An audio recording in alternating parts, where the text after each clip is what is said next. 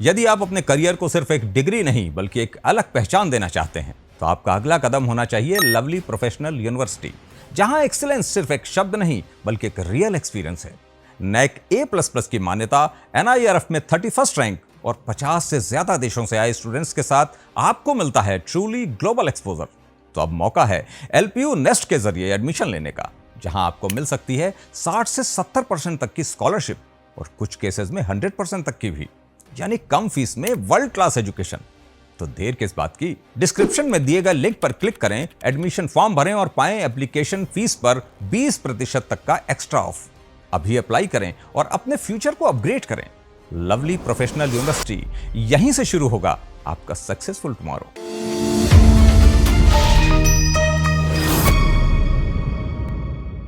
नमस्कार, शब्द सांची विंध्य के इस समाचार बुलेटिन में आपका स्वागत है। मैं हूं आपके साथ नियाजिया। शुरुआत करते हैं हेडलाइन से।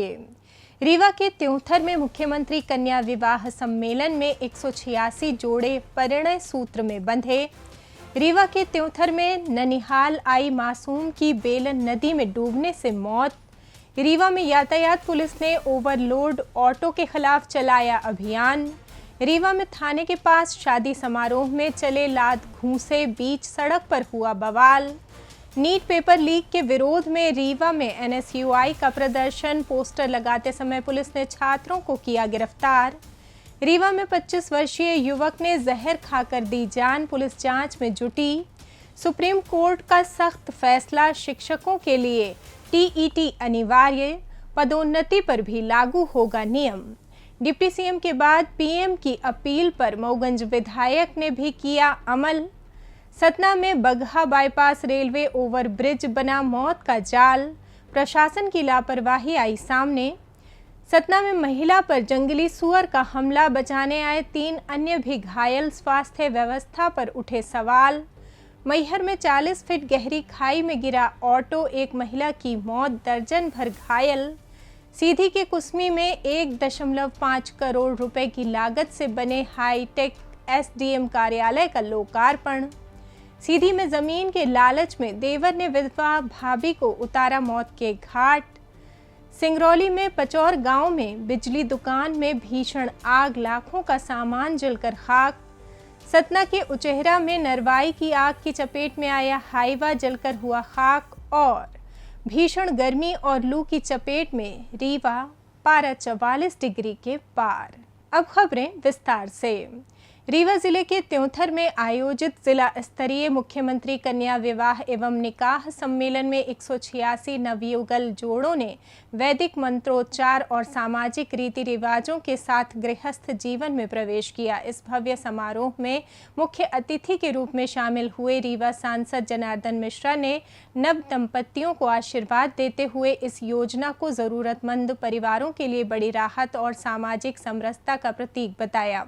कार्यक्रम की खास बात ये रही कि जनपद पंचायत सदस्य रामानुज आदिवासी ने अपनी पुत्री का विवाह इसी सम्मेलन में संपन्न कराया। वहीं जनपद पंचायत CEO प्रवीण बासोड़ और समग्र सुरक्षा विस्तार अधिकारी अरविंद तिवारी ने कन्यादान की रस्म पूरी कर मानवता का संदेश दिया। शहनाई की गूंज और मंगल गीतों के बीच संपन्न हुए इस आयोजन में विभिन्न जनप्रतिनिधियों, प्रशासनिक अधिकारियों और बड़ी संख्या में स्थानीय नागरिकों ने उपस्थित होकर नवविवाहित जोड़ों के सुखद भविष्य की कामना की। रीवा जिले के चाकघाट थाना क्षेत्र अंतर्गत पडरी गांव में एक दर्दनाक हादसा सामने आया है, जहां अपने ननिहाल में आयोजित एक वैवाहिक कार्यक्रम में शामिल होने आई बच्ची की बेलन नदी में डूबने से मौत हो गई। मिली जानकारी के अनुसार खुशियों के माहौल के बीच हुई इस अनहोनी से परिवार में मातम पसर गया है। घटना की सूचना मिलते ही स्थानीय पुलिस मौके पर पहुंची और गोताखोरों की मदद से बच्ची के शव को नदी से बाहर निकाला। पुलिस ने मर्ग कायम कर शव को पोस्टमार्टम के लिए त्योंथर सिविल अस्पताल भेज दिया है और मामले की विस्तृत जांच शुरू कर दी है। रीवा शहर की यातायात व्यवस्था को दुरुस्त करने के लिए यातायात थाना प्रभारी अनिमा शर्मा के साथ सूबेदार अंजलि गुप्ता और अखिलेश कुशवाहा के नेतृत्व में प्रमुख चौराहों पर सघन चेकिंग अभियान चलाया गया।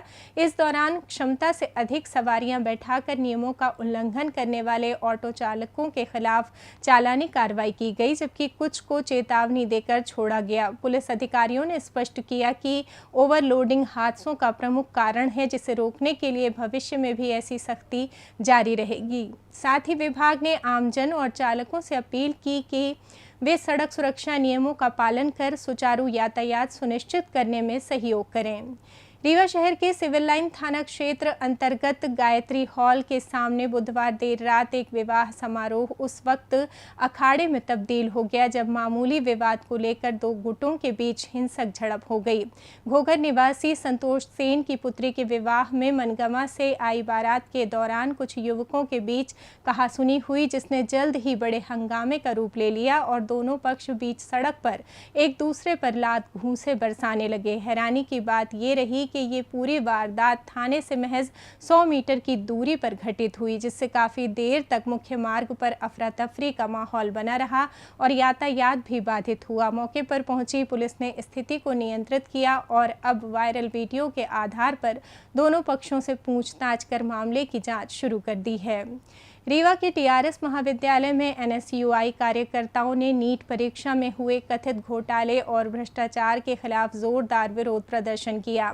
कॉलेज चौराहे के पास बीजेपी सरकार बॉयकॉट के पोस्टर और बैनर लगाने के दौरान मौके पर पहुंची पुलिस ने कार्यकर्ताओं को रोकते हुए उन्हें गिरफ्तार कर लिया। इस दौरान एनएसयूआई अध्यक्ष निष्कर्ष और अन्य छात्रों ने सरकार पर निशाना साधते हुए कहा कि लगातार हो रहे पेपर लीक और घोटालों के कारण गरीब और मध्यम वर्गीय परिवारों के मेहनती छात्रों का भविष्य दांव पर लगा है।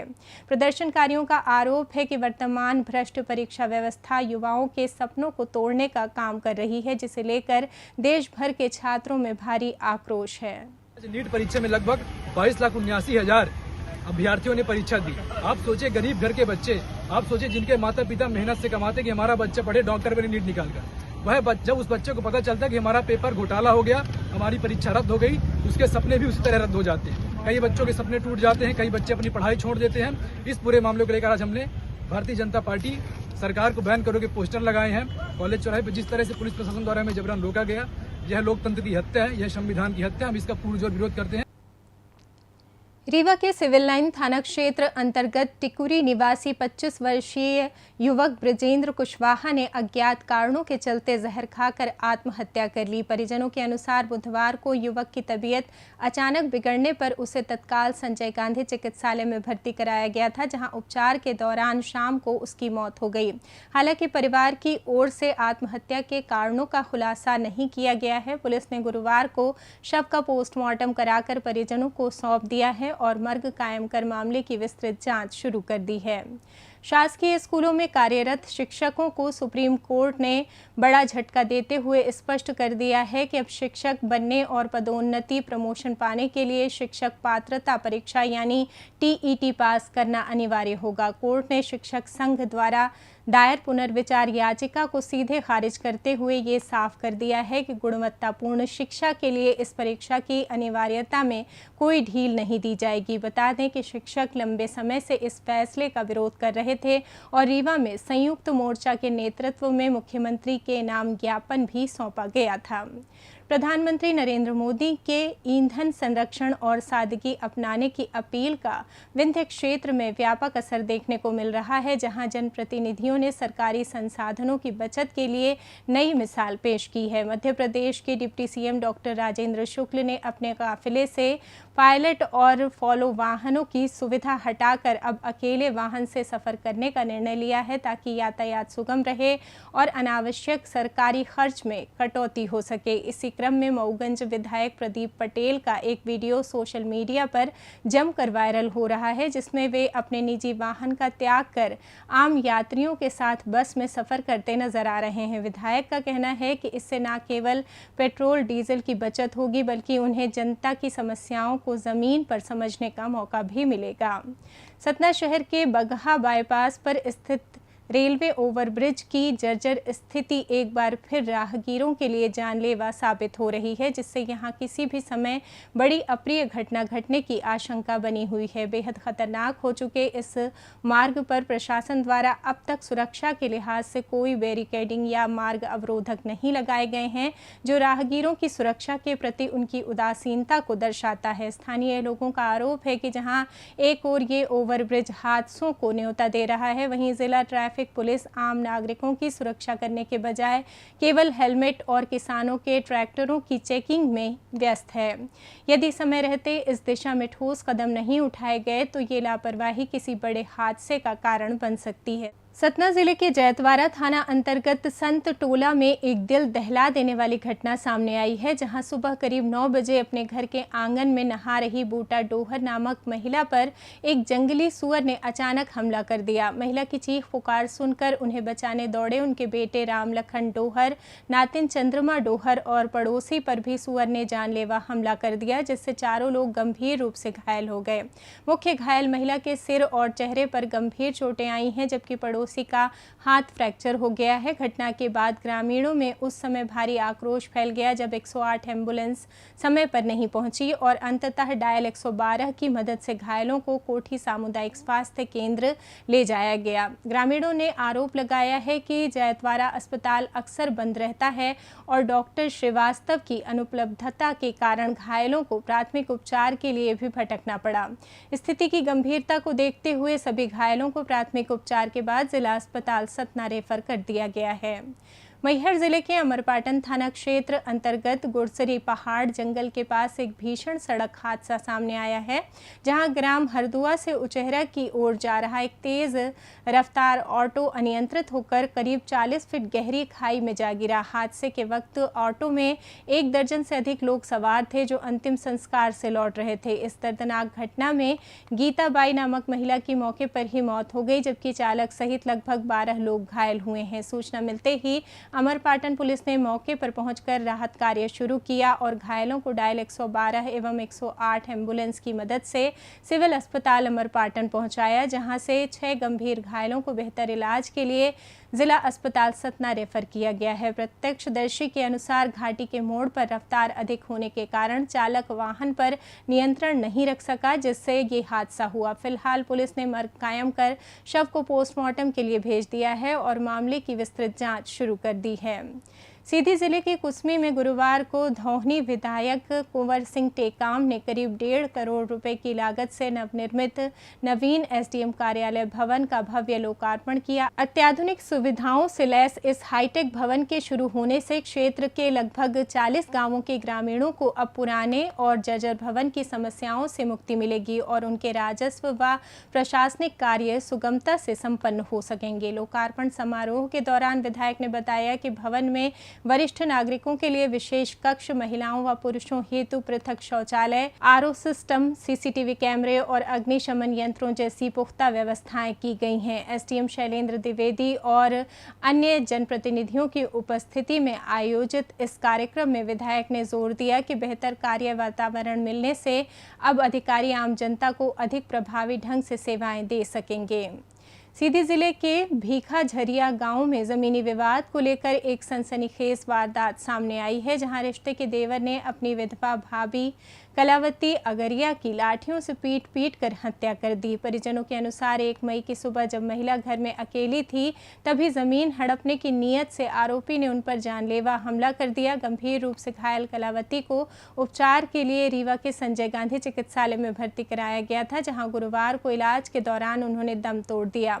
महिला की मौत के बाद पुलिस ने मामले की गंभीरता को देखते हुए अब हत्या का मुकदमा दर्ज कर लिया है और आरोपी की तलाश के साथ मामले की विस्तृत जांच शुरू कर दी है।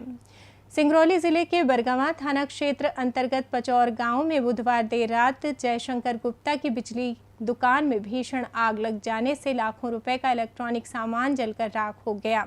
आग की भयावहता को देखते हुए स्थानीय लोगों की सूचना पर पुलिस और दमकल की गाड़ियां मौके पर पहुंची और कड़ी मशक्कत के बाद स्थिति पर काबू पाया। हालांकि तब तक दुकान में रखे पंखे, तार और अन्य उपकरण पूरी तरह नष्ट हो चुके थे।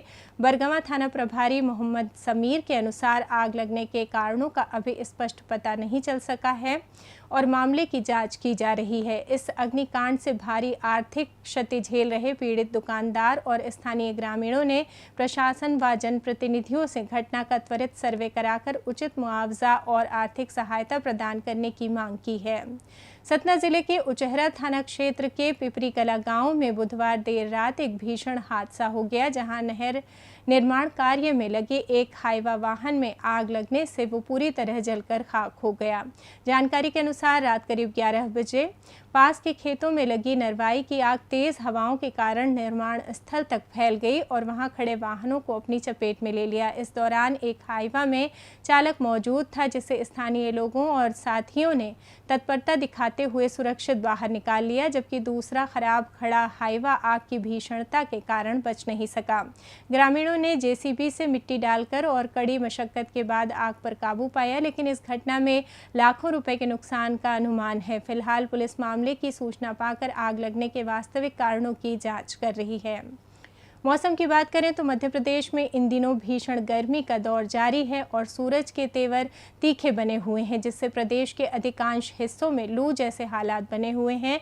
विशेष रूप से रीवा जिले में गर्मी का प्रकोप चरम पर है, जहां गुरुवार को अधिकतम तापमान 44 डिग्री सेल्सियस के आसपास दर्ज किया गया, जबकि न्यूनतम तापमान 31 डिग्री सेल्सियस रहा। मौसम विभाग के पूर्वानुमान के अनुसार आने वाले दिनों में रीवा समेत पूरे विंध्य क्षेत्र में तपिश और बढ़ने की संभावना है, जिससे पारा 46 से 47 डिग्री सेल्सियस तक पहुंच सकता है। वर्तमान में हवा में नमी का स्तर मात्र 12 से 15% बना हुआ है, जिसके कारण शुष्क और गर्म हवाएं लोगों की मुश्किलें बढ़ा रही हैं। मौसम वैज्ञानिकों ने चेतावनी जारी की है कि अगले एक सप्ताह तक मौसम शुष्क रहेगा और फिलहाल बारिश की कोई संभावना नहीं है। इसी के साथ ये समाचार बुलेटिन समाप्त हुआ। कल फिर मिलेंगे नई खबरों के साथ। जुड़े रहिए शब्दसाची विंध्य से और विंध्य से जुड़ी तमाम खबरों के लिए हमारे चैनल को सब्सक्राइब कर दें। वीडियो को लाइक करें, शेयर करें और बेल आइकॉन दबाना ना भूलें। अपने आसपास की खबरें हम तक पहुंचाने के लिए स्क्रीन पर दिए नंबर पर आप संपर्क भी कर सकते हैं। धन्यवाद।